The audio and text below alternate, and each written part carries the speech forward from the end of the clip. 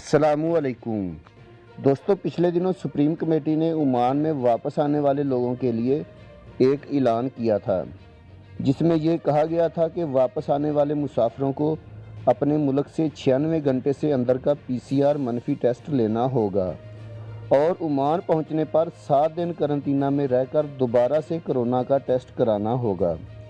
تو اسی سلسلے میں عمان کی سول ایوییشن اتھارٹی CAA نے گائیڈ لائنز جاری کر دی ہیں۔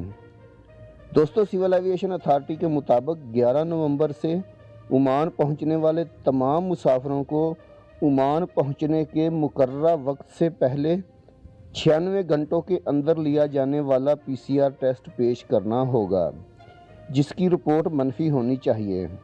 اس نے مزید کہا کہ PCR ٹیسٹ ایک تصدیق شدہ اور مصدقہ میڈیکل ٹیسٹ کا نتیجہ ہونا چاہیے۔ اس کے علاوہ جو شہری کرونا وائرس سے صحت یاب ہو گیا ہے، اس کو یہ ثبوت فراہم کرنا ہوگا کہ عمان روانگی سے قبل اس نے اپنے قرنطینہ کی مدت پوری کر لی ہے اور اس نے PCR ٹیسٹ کی منفی رپورٹ حاصل کر لی ہے، تو وہ بھی عمان واپس آ سکتا ہے۔ عمان کے لیے منظور شدہ غیر ملکی سفارت خانوں میں کام کرنے والے سفارتکار اور عمان کا دورہ کرنے والے سفارتکاروں کو عمان جانے والی کرونا وائرس کی شرائط سے استثناء حاصل ہے۔ عمان میں قرنطین کی مدت 7 دن کی ہے، لیکن اس میں ترمیم بھی کی جا سکتی ہے۔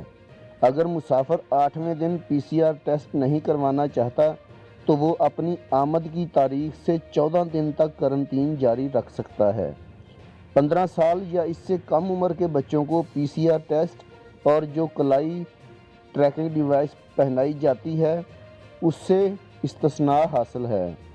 یہ سرکلر 11 نومبر سے نافذ ہوگا اور تمام ایئر لائنز کو ان ہدایات کے تحت سلطنت میں داخل ہونے کی ضروریات کو یقینی بنانے کے لیے ضروری اقدامات اٹھانا ہوں گے اور اس سے قبل کسی بھی دوسرے سرکلر پر عمل درآمد یقینی بنایا جائے گا۔ توہین آمیز ایئر لائنز کے خلاف قانونی کارروائی کی جائے گی۔ دوستو، اگر آپ بھی 11 نومبر کے بعد عمان واپس آنا چاہتے ہیں تو کسی مستند لیبارٹری سے اپنا PCR ٹیسٹ کرائیے گا۔ بہتر تو یہ ہے کہ آپ اپنی ایئر لائن یا اپنے ٹریول ایجنٹ سے ہدایات حاصل کر کے پھر اپنا ٹیسٹ کروائیں، کیونکہ ایئر لائنز اور ٹریول ایجنٹس کو اس بارے میں تمام معلومات حاصل ہوتی ہیں۔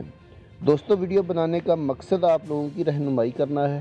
ویڈیو اچھی لگی تو لائک کر کے چینل کو سبسکرائب ضرور کر دیجیے گا تاکہ آنے والی انفارمیٹیو ویڈیوز بر وقت آپ کو مل سکیں۔ اللہ حافظ۔